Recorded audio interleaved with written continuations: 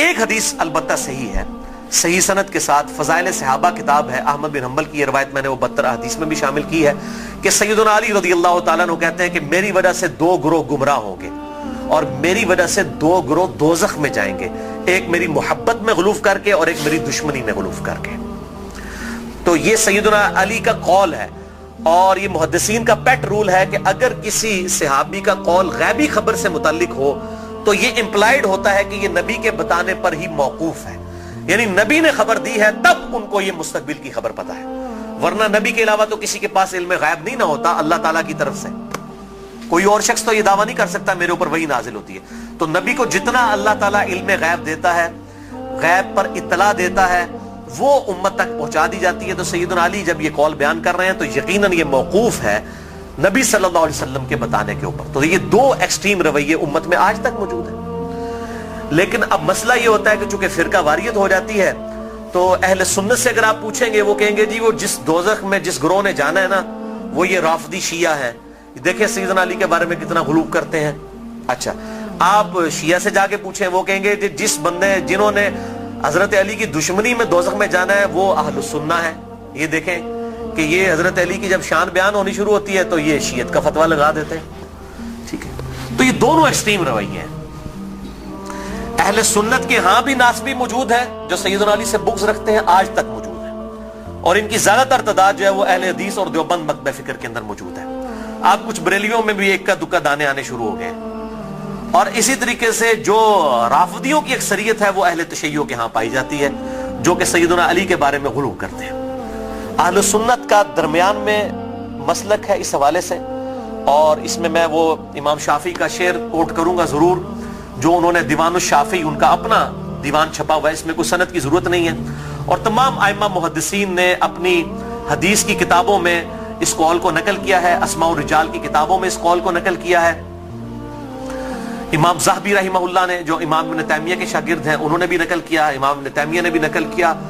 اور امام ابن کثیر نے بھی، اور باقی سارے ائمہ نے، ابن حجر اسقلانی نے بھی،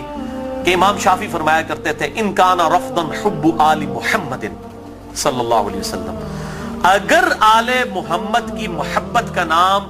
رافضی یا شیعہ ہونا ہے فَلْيَشْهَدِ الثَّقَلَانِ أَنِّي رَافِضِي، تو جن و انس گواہ ہو جاؤ اس بات پہ کہ میں رافضی ہوں۔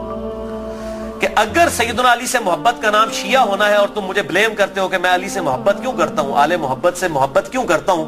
اس کی بنیاد پہ تم مجھے شیعہ کہتے ہو، تو گواہ ہو جاؤ میں شیعہ ہوں۔ اور میں نے اس میں پھر ایڈ کیا کہ اگر آج امام شافعی زندہ ہوتے تو میں کہتا کہ شیخ صاحب آپ میرے بھی کچھ اشعار اس میں ایڈ کر لیں۔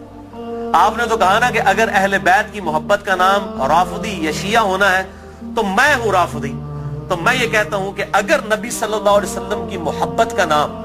اگر وہ غلوف کے درجے میں نہ ہو، بریلوی ہونا ہے تو میں بریلوی ہوں۔ اگر صحابہ کرام سے عقیدت کا نام اگر غلوف کے درجے میں نہ ہو، یہ شرط ہے، ادھر بھی معصومیت نہ کلیم کر دی جائے دیوبند کی طرح، اگر اس کا نام دیوبندی ہونا ہے تو میں دیوبندی ہوں۔ اور اگر کتاب و سنت کے منہج کو اور اجماع کو حجت مانتے ہوئے فائنل اتھارٹی ماننا اور اس کے مقابلے پر کسی کی بات کو حجت نہ سمجھنا اہل حدیث ہونا ہے تو میں اہل حدیث ہوں۔ تو یہ صرف ایک سمجھانے کے لیے ایک جملوں کے طور پر ہے، باقی الحمدللہ ہم مسلمان ہیں اور ہمیں اسی پر فخر محسوس کرنا چاہیے۔ اللہ تعالیٰ نے ہمیں مسلم پیدا فرمایا ہے، وَسَمَّاكُمُ الْمُسْلِمِينَ، اس نے نام بھی ہمارا مسلمان رکھا ہے، ہمیں اسی پہ فخر محسوس کرنا چاہیے۔ باقی جو یہ فکر کی بات ہوتی ہے، اگر اصحاب الحدیث یا اہل السنہ کی فکر محدثین نے استعمال کی تو یہ فکر کے طور پر تھا، کبھی یہ مسجدوں کے باہر اس طریقے سے تفریق نہیں کی جاتی تھی جس طرح آج کل ہو چکی ہے، اور آج کل بھی ہر جگہ نہیں ہے۔ پورے سعودیہ میں اس طرح کی تفریق نہیں ہے کہ مسجد کے باہر آپ کو اس طرح کی چیزیں ملیں، یا ملیشیا کے اندر جن ملکوں کے اندر تھوڑی ہوش آئی ہے تو ان چیزوں سے چیزیں پاک ہیں۔ اور ایون ہمارے جو یورپ اور امریکہ کے اندر اگرچہ فرقوں کے نام پہ مسجدیں بنی ہیں لیکن کم از کم وہاں پہ اتنی ٹالرنس ہے کہ لوگ تمام کے تمام لوگ ایک جگہ پہ نماز پڑھتے ہیں، ایک دوسرے کے پیچھے نماز پڑھ لیتے ہیں۔ یہ یہاں پر لعنت ہے انڈیا، پاکستان اور بنگلہ دیش کے گندے کلچر کے اندر کہ یہاں پر لوگ جو ہیں وہ مطلب اس طرح فرقوں میں بٹے ہوئے ہیں کہ ایک دوسرے کے پیچھے نماز بھی نہیں پڑھتے۔ آج بھی مجھے ایک بھائی کا فون آیا، اکثر لوگ سوال کر رہے ہوتے ہیں فلاں کے پیچھے نماز ہو جاتی، فلاں کے پیچھے نماز ہو جاتی ہے۔ میں ان کو ایک ہی جملہ بولتا ہوں کہ میرے بھائی جس کو آپ کافر نہیں کہہ رہے نا اس کے پیچھے نماز ہو جاتی ہے۔ آپ نے اگر یہ اناؤنسمنٹ کرنی ہے کہ اس کے پیچھے نماز نہیں ہوتی تو اس کو پہلے کافر ڈکلیئر کریں گے۔ اگر آپ میں یہ جرت نہیں ہے نا، آپ مسلمانوں سے سمجھ رہے ہیں نا، अहलुल बिदा समझ रहे हैं, कलमा को मुशरिक समझ रहे हैं, कुछ भी समझ रहे हैं, काफिर कहने की आपको जुर्रत नहीं है ना, तो समझ लें कि वो मुसलमान है। अब वो मुसलमान है, वो अहले बिदत में से भी हो सकता है, कलमा को मुशरिक भी हो सकता है, ठीक है, कुछ भी हो सकता है, जब तक वो काफिर नहीं है उसके पीछे नमाज दुरुस्त है। ये है बिल्कुल मोटा सा फार्मूला। और अगर आप समझते हैं कि इस तरीके से लोगों को इस्लाम से बाहर निकालना है,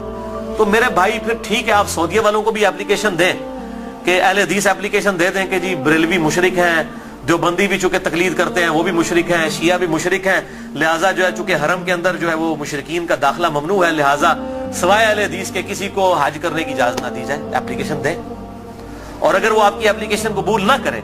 तो फिर आप वही फतवा लगाएं कि अगर वो नहीं कबूल कर रहे तो वो भी मुशरिक,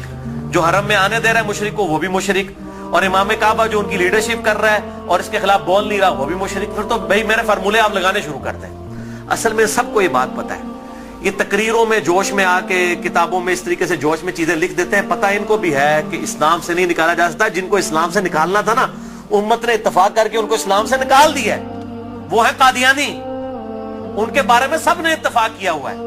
अगर कोई कादियानियों के अलावा किसी मुसलमान के फिरके को जो इंडिया पाकिस्तान बांग्लादेश में पाया जाता है काफिर समझता है, तो भाई एप्लीकेशन पुट करे, आप देखें जरा फिर के साथ होती क्या है।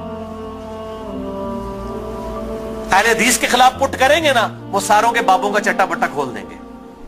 आप बरेलवियों के खिलाफ पुट करेंगे, बरेलवी अहले हदीस देवबंद शिया के बाबों का चट्टा बट्टा खोल देंगे। शिया के खिलाफ पुट करेंगे ना, वो इनके सारे बाबों को नंगा कर देंगे। देवबंदियों के खिलाफ बात करेंगे, वो इनके बाबों को नंगा कर देंगे। क्यों? कि सबके पास थोक के हिसाब से एक दूसरे के खिलाफ गुमराहकुन नजरियात जो है ना किताबों के अंदर मौजूद है।